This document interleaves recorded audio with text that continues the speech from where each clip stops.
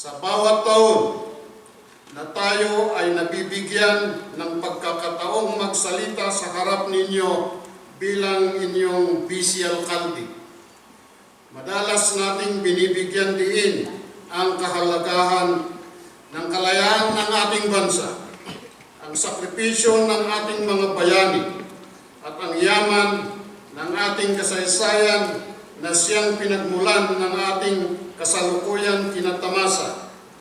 Ngunit sa pagkakataong ito, kung ako ay pahihintulutan, nais kong iyorong sandali ang formal na talumpati at sa halip ay anyayahan ng bawat isa na magkaisa sa isang panalangin.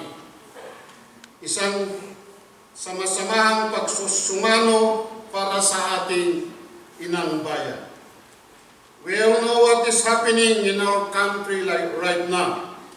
The divisions that deepens among leaders at the national level.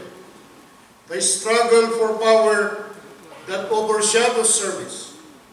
And the painful realities of corruption and broken trust. These are not the ideas our heroes envisioned when they offered their lives for our freedom.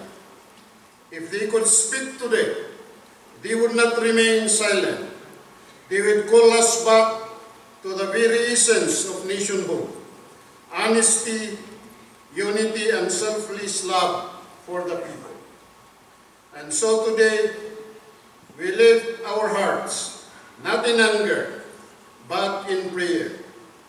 We pray for our country that is weary from too many conflicts, yet still strong in spirit. We pray for those in position of power, that their eyes may be opened not only to authority, but to responsibility, not only to influence, but to accountability, not only to leadership, but to true service. May they come to a moment of awakening where pride is softened, where hearts are humbled, and where the weight of the nation's suffering becomes impossible to ignore. May there come a time soon, and not too late, when every leader, every public servant, and every decision maker will finally look upon the people not as instrument of power, but as the very reason why governance exists, and repair what has been broken. And may they realize that after 128 years of independence, the true fulfillment of freedom is not merely the absence of colonizers, but the presence of integrity, unity, and compassion in leadership. At sa panalangin ito, hinaing din ng ating mga puso na sana ay maghilom ang ating bayan, na sana ay magkaisa tayo muli, hindi lamang sa salita, kundi sa gawa.